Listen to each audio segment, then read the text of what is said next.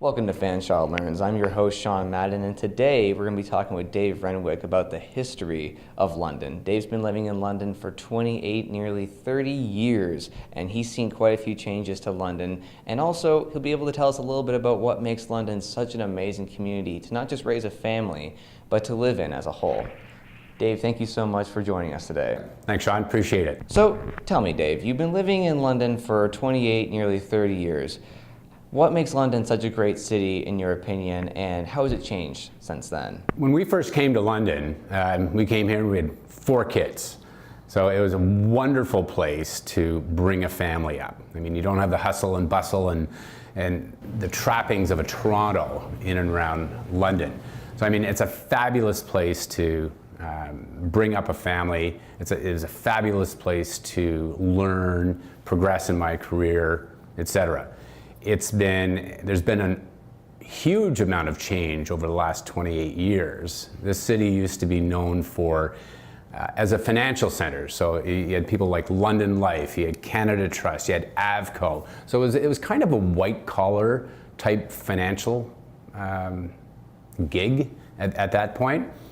Over the last 28 years, it's evolved significantly. There's been a huge influx of technology companies here. There's been a huge influx of manufacturing companies that they serve the automotive parts business, they serve aerospace and defense, food processing. You mentioned about raising a family in London and just how great of a community it is. Tell me a little bit more about that. What makes London such an amazing place to raise a family?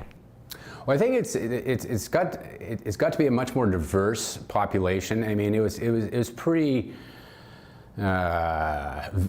plain vanilla way back when. It's become much more diverse because we've had an influx of folks from all around the world.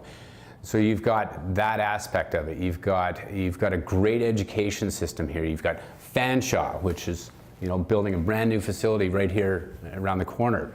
You got trackside, you've got a whole bunch of festivals during the summer.